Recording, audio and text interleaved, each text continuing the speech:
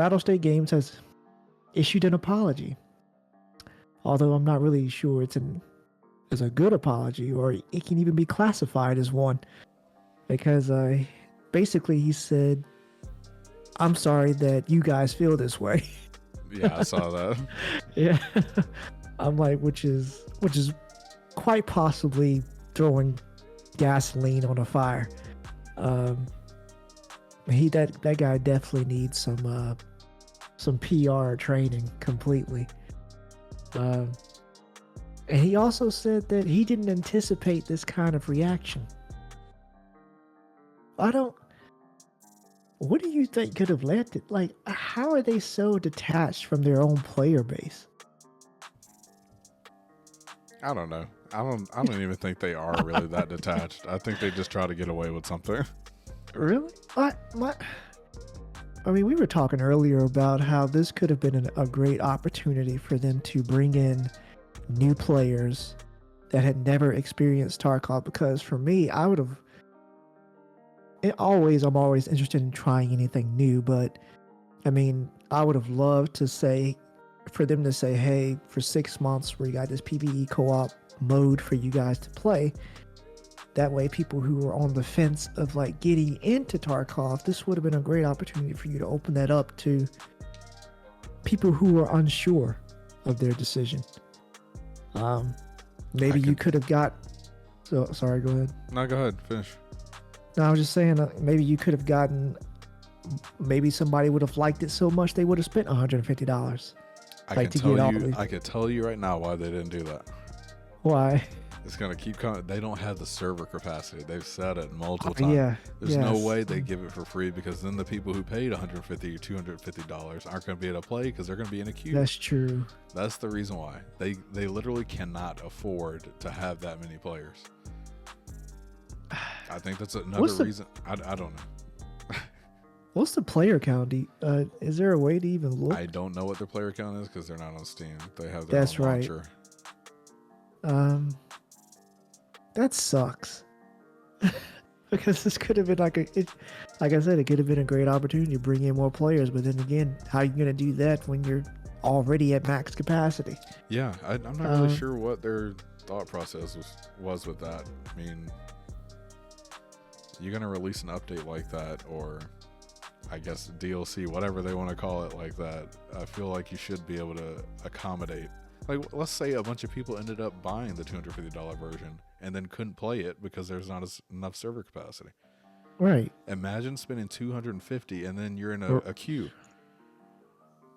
That would send me over the edge. That's what I'm saying. This is just a bad business decisions here. I mean, you need to be ready for something like that. There was a $250 version, right? That would give you priority in the queue. Yeah, I believe so. I think it gave you priority. And so now like the $150 people were basically saying now they're concerned because they don't get priority. So now they're concerned that they're going to be in longer wait times. Yeah, there's a whole. Every time they try to come back with something, there's just like even more backlash for every single thing they came back. So then they ended up giving basically saying that everyone who had what was the version called? $150. Yeah, the Edge of Darkness, I believe. Yeah, Edge of Darkness. Yeah, everyone who had that version would get the PvE mode for free, but they would be rolling it out in waves. Yeah, and we don't know how often these waves are. Right, because is this like again, a twice-a-year thing? It goes to server capacity. They can't. Exactly. They just can't even hold the people that want to play. Which, I mean, is a good problem to have, but you can't be selling more content at higher prices when you can't even support the player base you have. Exactly. Like their main priority should have been increasing server capacity in the background. I don't know how strong their player base is, but I feel like a lot of money should have been allocated towards that, and then they could have went with my plan of getting in more people. And then you could have went from there. Right. You use you use the free. They could have even done a free weekend. Right. Weekend, yeah, absolutely. And then you just really push it, like get the server capacity up. And Yep. I mean, if it flops, it flops. But you at least need to have the capacity for the people who pay it. They're trying to, like, these people are trying to support you. Obviously, you have something good going. You cornered the market for this type of shooter. Right. I don't understand No, how you screw up so bad. That's what I was going to say. Like, these people took the time to download a separate launcher to play your game. Yeah. And are willing to wait in queues to play your game as well. I don't know what the standard queue time is for those who've been playing regularly, but like, you have a very dedicated player base, which is hard to do right now. I mean, the gaming space is very competitive. You were blessed to have that, Right. and then you just shot them all in the chest. But I also wanted to say that their esports team, they had they're called Evasion GG.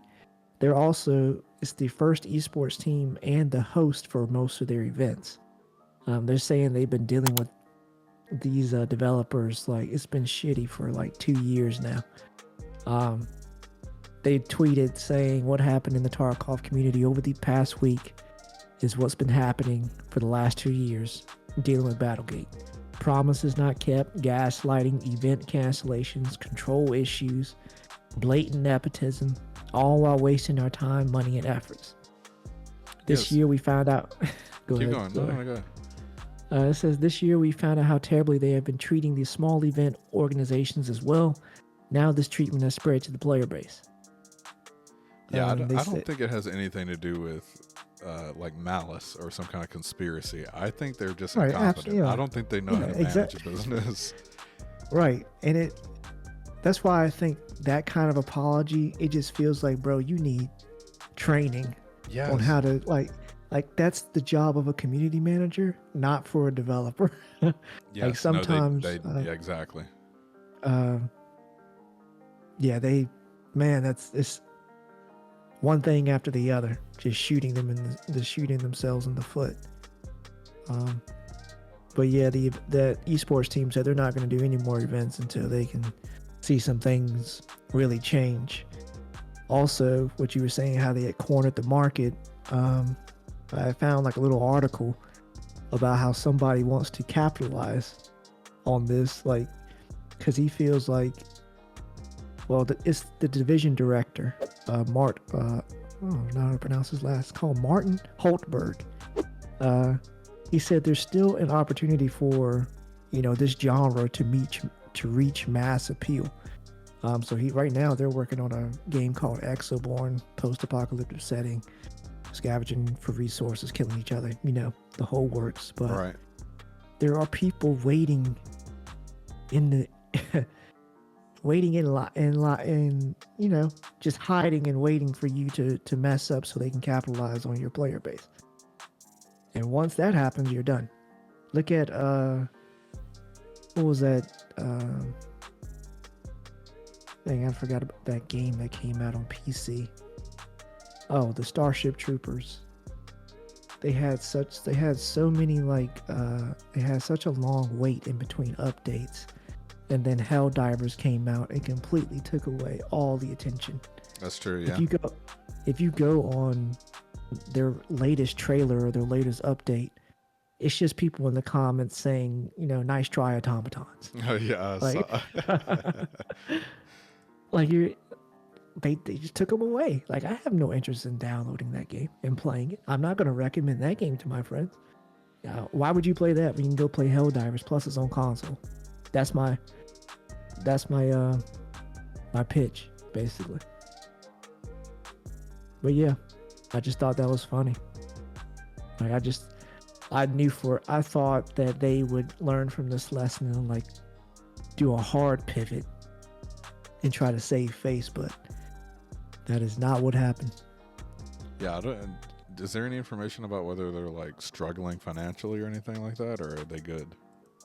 I didn't even read anything about that. Okay. Because I was curious if that had any impact on what they decided to price it at or not. Right. Either that or it's just greed. Now I am interested in knowing how much money they've been making. Yeah, because I'm thinking you don't have server capacity. Does that mean you just have capacity for basically what you currently have and no new players, or Right. How close are you to capacity? Because it seems like you're just like the margins here are too slim. Either you guys are either they're greedy, or they just don't have enough money, and they're just kind of like, because that would be the only reason, like, they're for them to make this stuff so expensive. Right. Like, where are you guys at financially? See, people don't have a problem supporting devs they like. Right. Like, I bought cosmetic packs for I don't know how many packs for Deep Rock Galactic. Right. Because I love the game. The devs are great. Constant updates. I have no problem throwing $10 at developers I enjoy in the games that I enjoy. I don't even think twice about it. The game is great. The devs are great. Give them more money. I'm fine with that. Exactly. They put out good content. I have no problem with that. But this 250, this is almost like, this would be like the supporter edition, the one to get. You want to support the devs. You want all the content after you've already technically paid for the one that's supposed to have all the content. And yet they're saying they don't even have server capacity. Like, there's something there, something off there. Something's wrong. Yeah, something's wrong. Just like compare that to, I know this is completely different. And the market's much larger for something like this, but Power World, remember when they were launching, they were just like, do whatever we have to keep these servers up. Like, they were just, they were like, because they knew how important that was to keep to sustain themselves. How important and to actually keep that being momentum. able to, how important actually being able to play the game is to the game's success. Even if it's buggy, it's more important to have them servers open. Right. Look at Helldivers. They struggled for about a week.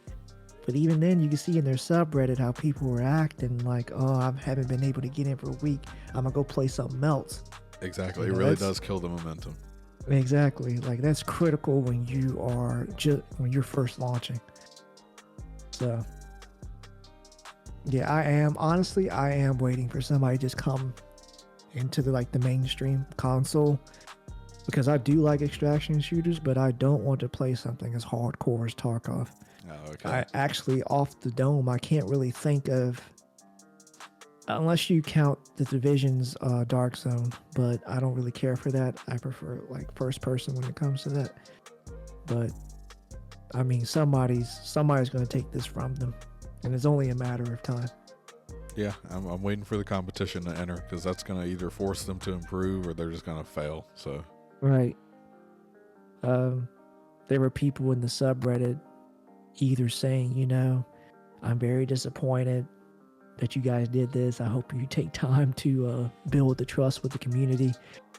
And then you had the other people just sending screenshots of them uninstalling. Oh my God. So, yeah, the subreddit is on fire. Yeah, I saw even the mods were against them. Right. When the mods turn against you, you've done something wrong. Right. Honestly. But no, I honestly hope they can recover. If they can recover and continue providing a good game to people and keeping their promises, good. Exactly. But if competition comes in and takes them out, I mean, it's kind of their fault. Right. I don't want people to have to go back to eating, turkey sandwiches every day. Yeah. I don't want them to struggle. I don't want people to lose their jobs. I want them to learn from this and continue to do what they love to do. It's hard out here for developers. Right. Don't make it harder on yourself with dumb decisions. Right. Exactly. But that's all I had to say. Do you have any more thoughts? No, that was it. All right. Well, appreciate you guys for listening. Make sure to like, subscribe, and hit that bell so you never miss an episode. We'll catch you guys next time. Goodbye. Bye.